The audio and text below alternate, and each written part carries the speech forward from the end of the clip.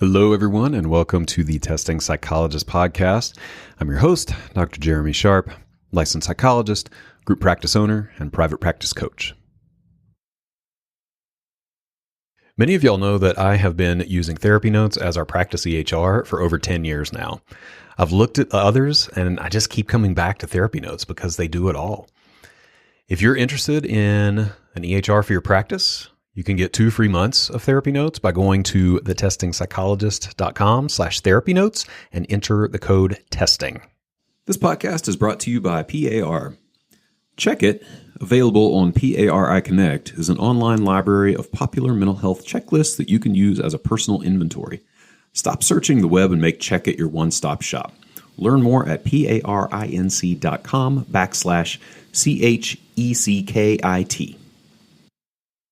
Hey, everybody. Welcome back to the podcast. Today is a business episode, and we're going to be diving into a trend that many private practice owners are noticing.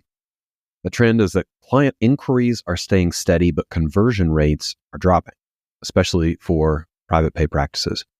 If you have been feeling this shift in your practice, you are not alone. And I was talking with some individual consulting clients and my cohort from 2024 Crafted Practice Retreat. And this has come up a number of times among practice owners. So what is driving this downturn? And more importantly, what can we do about it? So in this episode, I'll break down the possible reasons behind the trend, from economic factors to pricing models, and of course, share some strategies to help you boost conversions and communicate the value of testing more effectively. So whether you are an established practice owner or just getting started, this discussion will give you some practical tools to navigate this potentially changing landscape and book those clients. So speaking of this kind of business discussion, if this is something you're wrestling with and you want to talk in a little more detail about this or any other business management topics, you can check out the testingpsychologist.com/consulting. I am doing strategy sessions now, which are one-off hours where we just dive in and try to solve a problem or two and send you on your way with some practical, real solutions to move forward. If you'd like some help, you can, again, go to the testingpsychologist.com/consulting and book a strategy session right there. But for now, let's tackle this problem of decreased conversion rates.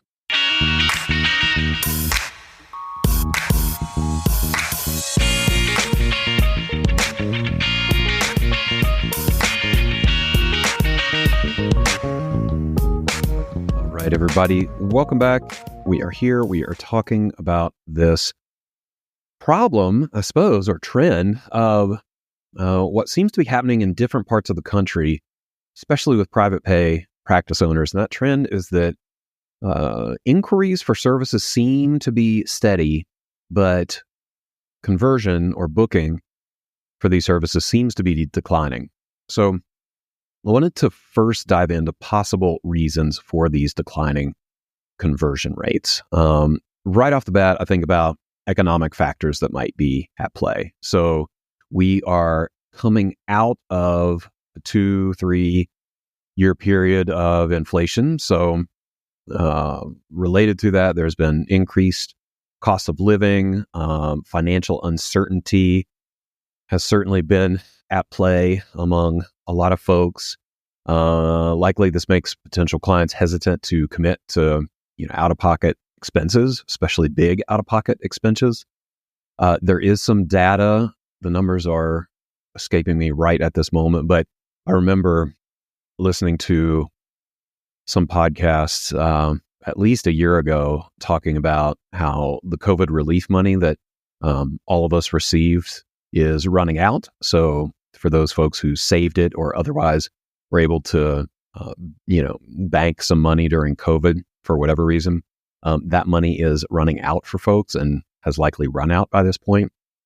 So that, coupled with increased cost of living and just uncertainty, an election year is historically a very uncertain time financially, and folks are just less likely to spend money on big purchases during election years.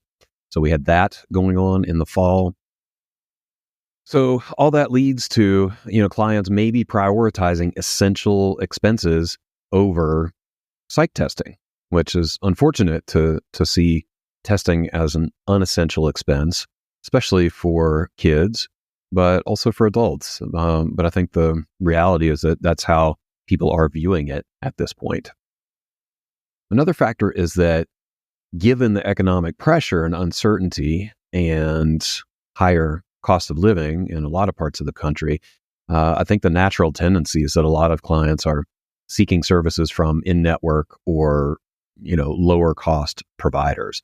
Or, like I said, just putting it off entirely, or especially for kids, potentially pursuing services at schools. I think another factor that's kind of operating in the background that may not be playing a huge role, but is certainly floating around out there is the possibility that these sort of quick diagnosis options that you've seen online, especially for ADHD, but it's growing in popularity for autism as well. These businesses may be stealing a little bit of the market share as well. So one thing, economic factors. Another thing, though, is potentially increased competition. So this is related to that last point that I just made, but more private practices are possibly offering similar services, and that makes it a little tougher to stand out for those of us who've been around for a long time. And that seems to be, the group that I am seeing the most struggle with are well-established private practices who, quote unquote, never had to market before. And all of a sudden, the conversion ratios are declining. And so part of that may be that there is just more competition and that more folks are going into private practice. They're less willing to take agency jobs or hospital jobs or whatever it may be, which may be related to another economic factor that assessment is not the most lucrative service line in an agency, and it might be, being eliminated from some of those agency or entity positions, which forces more people into private practice. So that may be something to think about if you look around your area and see, some newer practices or more folks going into private practice. We may just have higher competition, and again, that means you have to stand out, which ties in to the third factor, which is weak differentiation. I think, well, let me step back. So we went through a rebranding process about 6 months ago. And a big part of that is to make sure that we are standing out in an increasingly competitive market. So up to this point, many practices, I think, are not necessarily effectively standing out, either with their branding or with their messaging or with their services. And I saw this firsthand when we were going through our rebrand. Part of the process was my branding consultant did a lot of research into our competitors in the area. The local metro area, our specific city that we're in, but also, the broader geographic area. And there was one point in the branding process when he put all of the logos and practice names up on a slide for me to look at. And it was startling, even though I guess I kind of knew in the back of my mind, but it was just startling to see it all in one place. How many practices have some variation on a brain logo? They're usually blue or green, and the practice name is something, assessment services or neurodevelopmental something or brain something. It's very hard to differentiate and stand out in this market. And I think that's starting to hurt some of us. Now, the other part of that in differentiating your services is that clients may not understand the benefits of private pay versus insurance-based services. And so we'll talk more in a little bit about how to emphasize those benefits. The fourth factor, though, is perhaps lying in your website. So again, we're going to talk about this, but your website may not be optimized for conversions. Okay. So are there clear calls to action? Is it loading quickly? Is there too much, friction in the booking process? There's also a copy factor. So what does your messaging say on your website? Does it align with your client's pain points? And then another factor here is, lack of compelling content, honestly, demonstrating expertise and value in testing. So the website is a part of this. That's a factor to even get people to call in the first place. But also, people are going to do a lot of research before they call you. And if your website is not working for you, then that can be a detriment. Another factor, though, is perhaps sales and pricing issues. Now, what does this mean? There is the basic sense that pricing might be perceived as just too high without the accompanying value for that service. Could also be that we are not doing a good job in selling our product. And this feels weird, especially for practices, again, like my own, where you haven't had to do much marketing and the clients just kind of come to you. To view booking clients as a sales process, like a traditional sales process, can feel very, very foreign. But again, we're going to talk about some strategies to combat that and develop a little bit of a different script. But what I mean by sales concerns is that there may be, for instance, a lack of urgency in following up when potential clients inquire. You may not be checking back in with them immediately after the call if they don't say yes right away, for example, or nurturing the client through the booking process or the sales process. Another factor is that clients just might, going back to price, experience kind of a sticker shock, if your fees are not framed properly. And we'll discuss what that means. And then lastly, just another factor I was thinking about with all this is that, again, clients are just feeling hesitant right now. They may be uncertain about the financial commitment. They may not totally understand how an assessment can help with their specific issues. And, it's a big commitment. It's a really big commitment, especially for those of you in metro areas charging $3,000, $4,000, $5,000, $8,000, $9,000 for your evals. This is a big investment for folks, and they have to have some sense of trust and comfort during that booking stage to take the leap. So lots of different factors that might be contributing to these declining conversion rates. And you can think about your specific geographic area and your practice and see, which one of those resonate with you. My guess is you were listening and 2 or 3 of those probably hit you a little harder than the others. And that's probably a good indicator of the factors that make the most difference and that you might want to pay the most attention to. All right, so what do we do?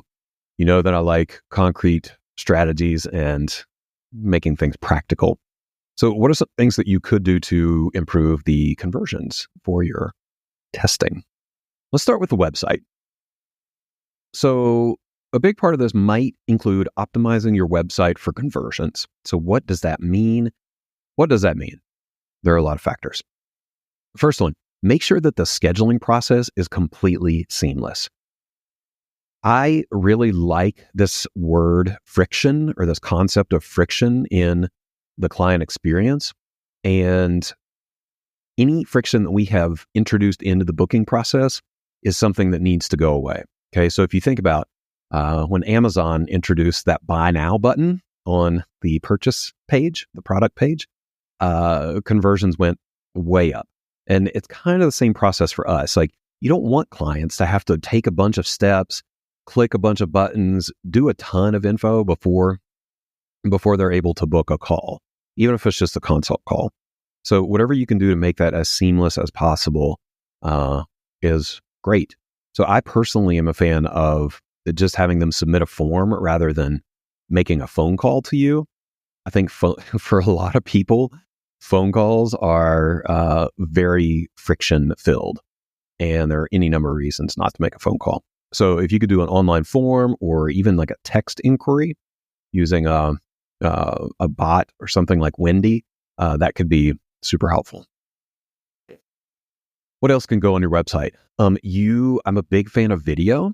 So if you can record a video and put it on one of your booking pages or your service pages to build some rapport before that first call, I think that makes a lot of sense. You could even do 2 videos or a combined video where it's you as the practice owner with your intake coordinator or whoever's answering the phone or making those calls. Video goes a long way. What else can you do? You can have clear pricing transparency with an explanation of value. And I'll talk more about how to do that in just a second. But pricing transparency, I've done podcast episodes on this in the past and how people value transparency in pricing. So whatever you can do, just put your prices on the website, and then you'll have to do a little bit of work to frame the pricing appropriately, but it can be done. And I think it goes a long way. Another factor with the website is using client-centered language. So, instead of saying something like our services, right, it's how we can help you. So it's just a slight tweak to your language to speak directly to the client and take the focus off of you as a practitioner or the practice and make it actionable and sort of oriented toward the client. So let's move on to talk about messaging a little bit. I think, and I've talked about this in a lot of my consulting sessions, we need to adjust our messaging as much as we can to emphasize value and outcomes instead of process. So one of the components here is that you want to clearly communicate the unique benefits of private pay, if you're a private pay practice, of course. And of course, those of us who do it know this means there are no insurance restrictions, it's more personalized care, perhaps higher confidentiality because you're not sharing any info with insurance panels. So communicating those benefits very clearly can be super helpful. You can also use case studies or testimonials. So I just did an episode a couple of weeks ago around reviews and testimonials and how to solicit them ethically. If you didn't check that out, definitely go listen to it. But you can use those case studies or testimonials and put them on your website to highlight, transformation stories, essentially, and how the testing process can help clients. Then the last component is maybe shifting the focus from the cost of the eval to quote unquote return on investment. So what do I mean by that? And I'm sure you're saying, okay, this sounds like one of those cheesy sales tactics or whatever, but it's a cheesy tactic because it works. It's rooted in psychology. So what does this mean? This would mean framing it in something like, quote, investing in assessment now can save you years of struggle down the road, unquote. So framing it as an investment versus just an outlay of cost. So let's talk about cost in a little bit more detail and how we might adjust our pricing presentation to reduce the sticker shock. Okay. So cost is often a main objection of folks, right? So the way that pricing is presented can make a big difference. So here are a few things to consider. You could frame the pricing in terms of long-term value. So instead of saying our testing costs $2,500, you could say for less than what you'd spend on a year of tutoring or therapy, you'll get a roadmap that can shape your child's life over the next several years, something like that. So then you're kind of emphasizing that, a comprehensive eval saves money in the long run and avoids wasted time on ineffective treatment or running around trying to find what works. Okay, so that's one way that you can adjust the pricing presentation, frame it in terms of long-term value.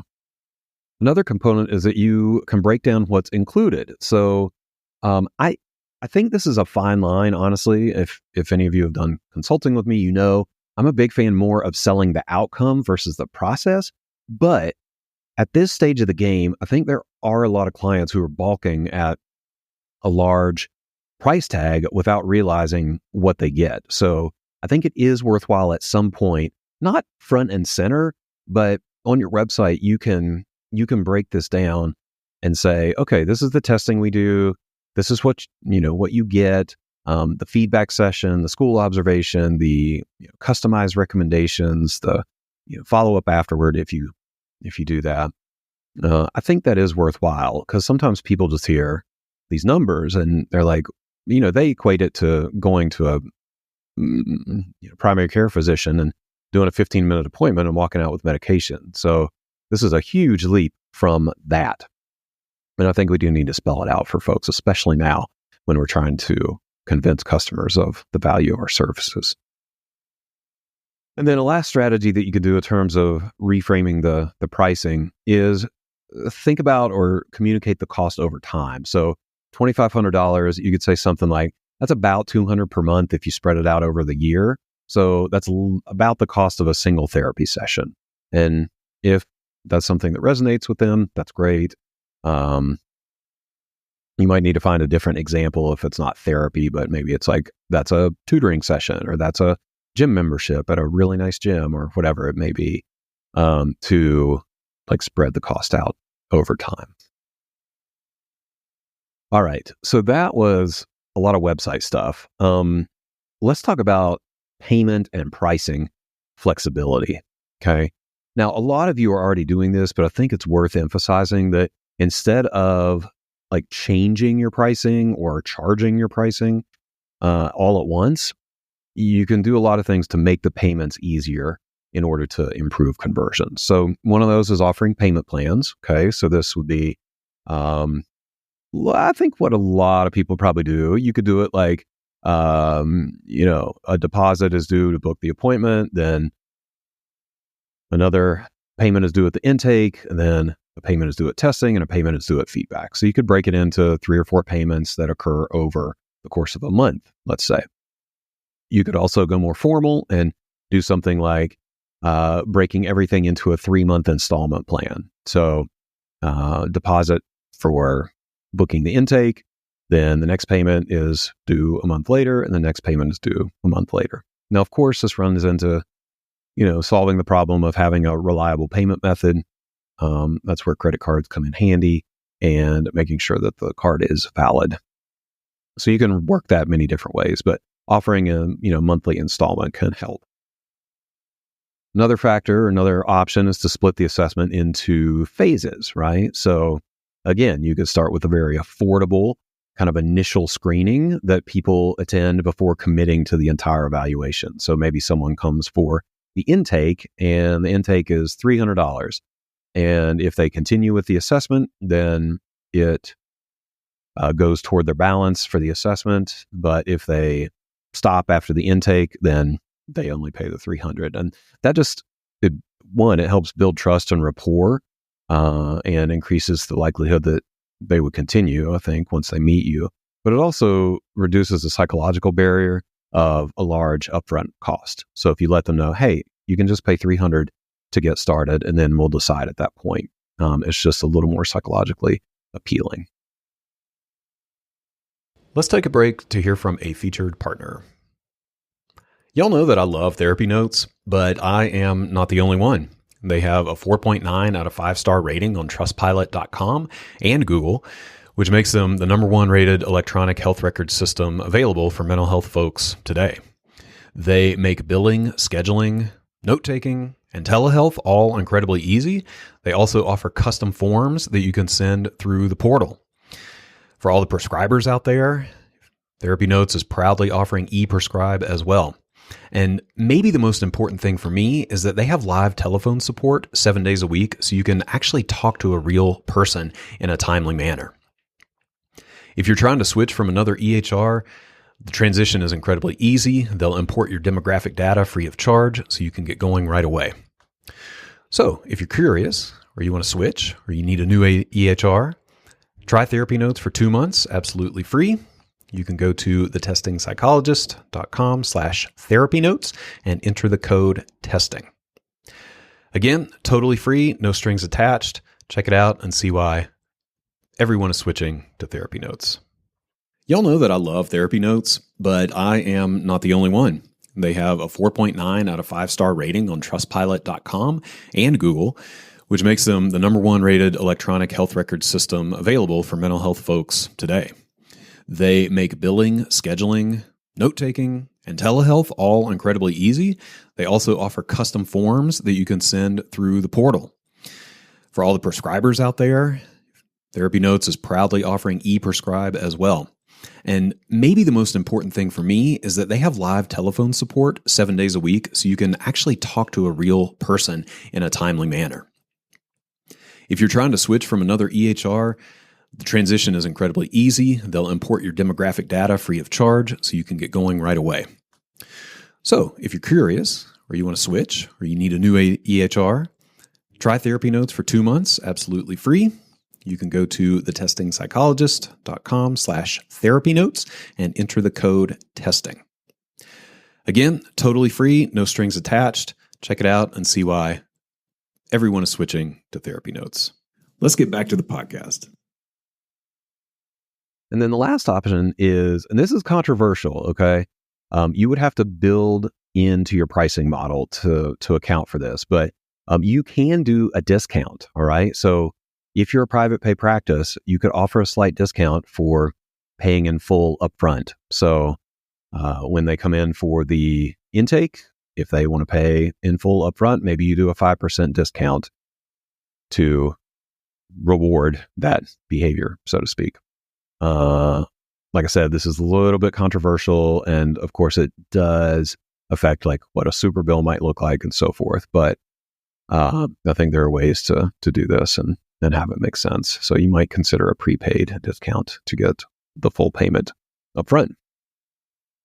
And again, that's just psychological. So 5%, I mean, it could be a substantial amount, but people just like getting a discount. Okay, so that's a pricing discussion.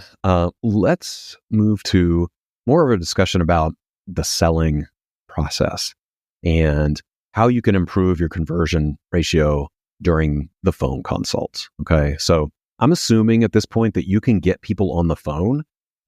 If you are not getting people on the phone, I would work to do that. So the initial inquiry or call to action to me needs to be an online form or some digital means of letting them book. But then you want to get on the phone or in person, like with them, to speak directly to them, because this is how you're going to convert into, full evals. So whether you are, training your intake staff or you are doing this yourself, I think these points are applicable.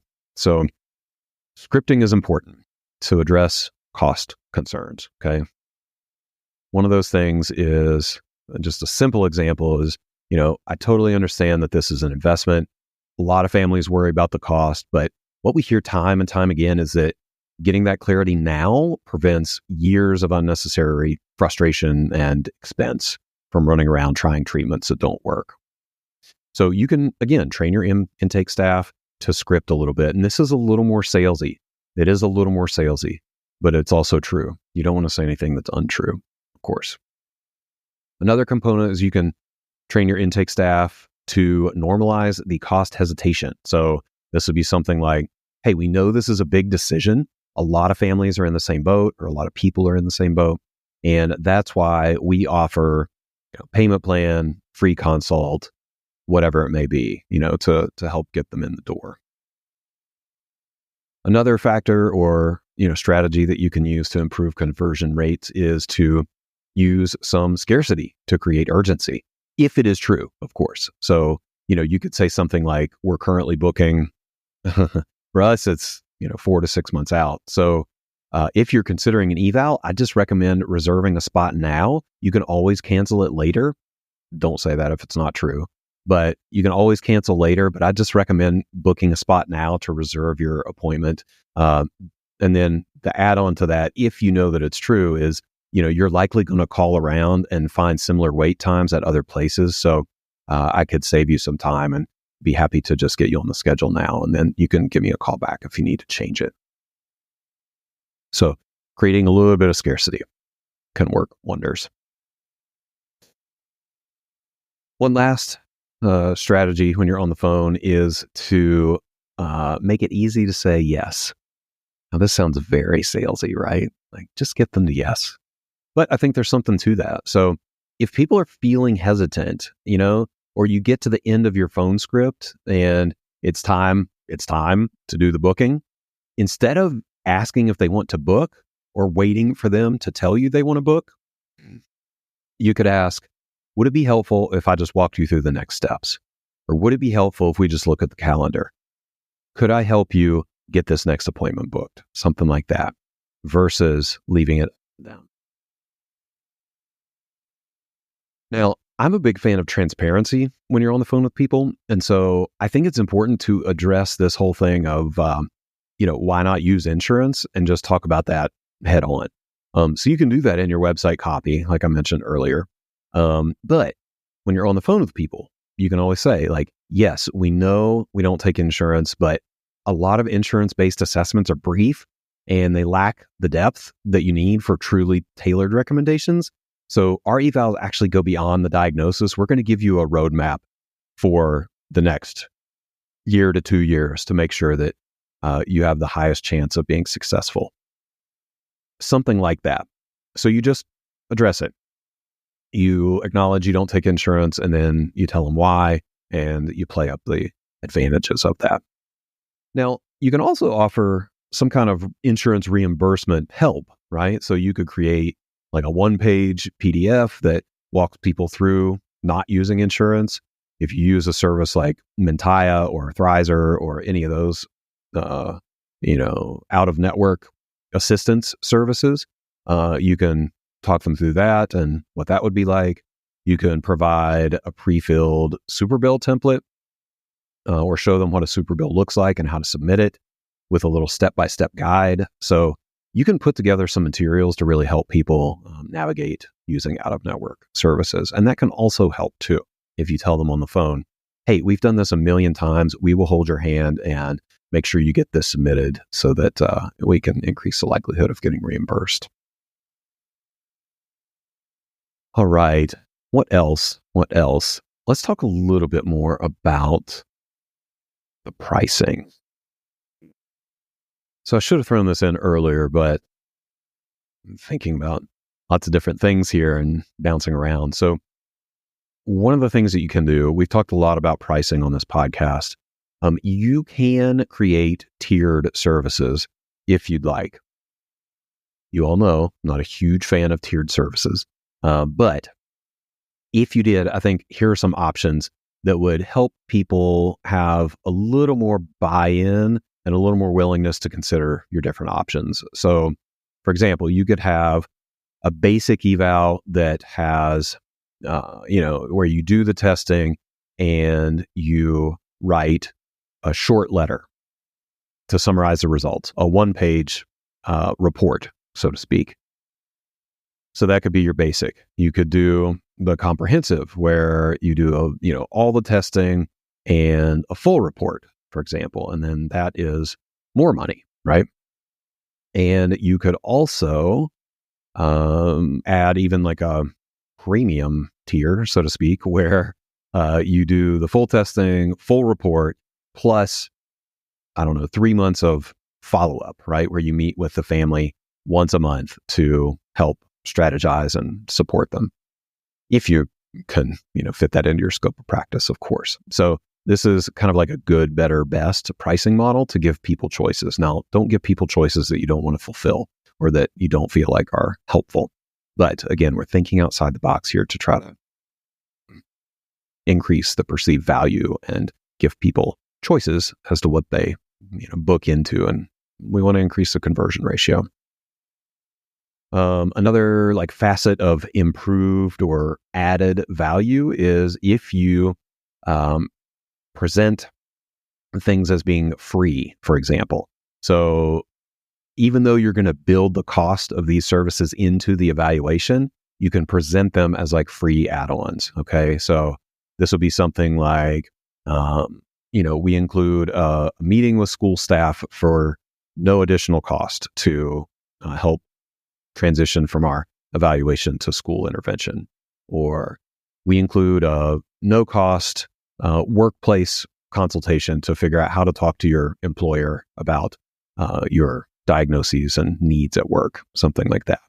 People love the perceived or their perception of getting something for free.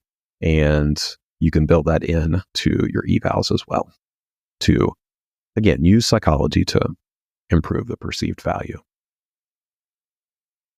Okay, so getting back to having people book into, kind of a low investment option. If you're not doing free or low cost consultations, I think it is worth a consideration. So even if you have an admin person who is booking the intakes, if you offer the option for a 15-minute consultation just to let people talk to, quote unquote, the doctor and hear from you, hear about your approach, I think that can be a really nice move. The conversion rates for clients once they actually meet with a clinician are usually pretty high. So it could be a brief phone consult. I probably wouldn't do an in-person appointment for 15 minutes. And if you just absolutely cannot do it for free, then charge something nominal like $50, or I think $100 would be a lot, but $50 to do a free, quote unquote, free consult. Obviously you wouldn't call it free, but a $50 consult just to have them meet you, and then you can apply that toward the full assessment if they continue. Now, another option that you could do as a low commitment sort of entry point is give them a checklist or a screening tool before the full assessment. So this would be something that happens on the website, unless you're doing an in-person consult, but you do just a very brief kind of, free or low cost screener that they can fill out on the website. And then of course, we'd want to do a research supported screener that they could fill out, and be open source, and get their results. And then you build that into the workflow or the sales flow, where if the results indicate a potential diagnosis, then they can give you a call to schedule their evaluation. Now, the last thing that I'm going to talk about in this whole process is what I will call strengthening the follow-up after the calls. So I think a lot of us, if people, we have this happen a lot in our practice, where people will get off the phone with our intake staff and they give some version of I need to think about it, or I'm going to call around and see what else is out there, or I need to talk to my partner or spouse about this. Some version of that. Basically they are delaying. And it's usually because of the cost and the investment. And so I think it goes a long way to immediately follow up and not just trust that person will call back. So what we have started doing is booking that person into another screening call the following week so that they have an appointment to talk with us again about the eval process. Some other things that you can do are send an email immediately after that call with the following items. You could do a recap of your conversation. You include an FAQ on pricing and payment options, testimonials from families who hesitated but saw the value, and then, of course, a booking link that has a little bit of urgency built in that says something like I mentioned, we're booking 4 months out, so you can schedule your appointment right here and reserve your spot. You can, I'm a huge fan of just creating a template of this. So you create a template where you can put the person's name in really easily, but these other components that I mentioned are just built in, and it's built into the template. So you are not recreating this email every single time. And then if you can automate this process, great. If not, you do it manually, but then you follow up again in a week if they haven't booked. So this is where something like a CRM could come in really handy, but you can also do it manually. You can use a spreadsheet. So follow up again if they haven't booked, and send another email with similar info. And the hope is that they will feel compelled to book that appointment. So there is some data out there around, people need to be contacted or given the opportunity to buy something several times before they commit to it. You've maybe experienced this if you've looked at something online and then come back to it 2, 3, 4, maybe even 5 times. And so we're not going to pester people and send them 5 emails after they, have a screening call. But I think it does go a long way to send 2 emails. You send one right after, and then one after a week if they still haven't booked. So pulling this all together, one, you're not alone. If you saw the episode title and started to weep, you're not alone. This is happening around the country. I've talked to several people who are having this experience. But there are also some strategies that I think you can do. It will require some more effort and some work. especially for those of you who've been around for a long time and are used to not having to market. And I get some of that. We had to start doing some marketing about a year ago for the first time ever. So what can you do? You can experiment with different payment options like installments or like splitting things up. Train your intake staff on it's called objection handling. So, reducing the sticker shock, like reframing the cost as value, things like that.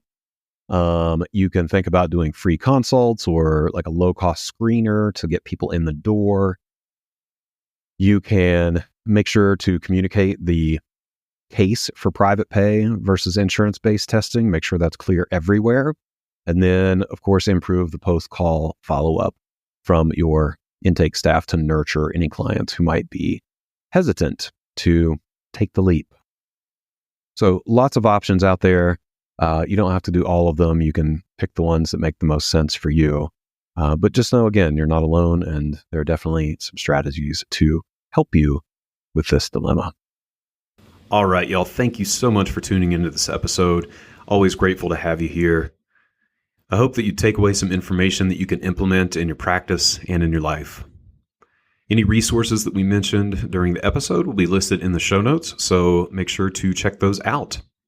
If you like what you hear on the podcast, I would be so grateful if you left a review on iTunes or Spotify or wherever you listen to your podcasts. And if you're a practice owner or aspiring practice owner, I'd invite you to check out the Testing Psychologist mastermind groups. I have mastermind groups at every stage of practice development, beginner, intermediate, and advanced. We have homework, we have accountability, we have support, we have resources. These groups are amazing. We do a lot of work and a lot of connecting. If that sounds interesting to you, you can check out the details at thetestingpsychologist.com/consulting. You can sign up for a pre-group phone call and we will chat and figure out if a group could be a good fit for you. Thanks so much.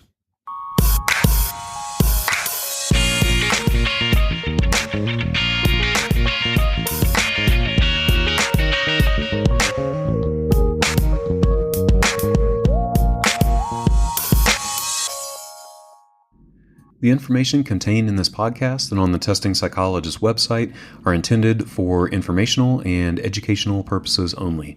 Nothing in this podcast or on the website is intended to be a substitute for professional psychological, psychiatric, or medical advice, diagnosis, or treatment. Please note that no doctor-patient relationship is formed here, and similarly, no supervisory or consultative relationship is formed between the host or guests of this podcast and listeners of this podcast.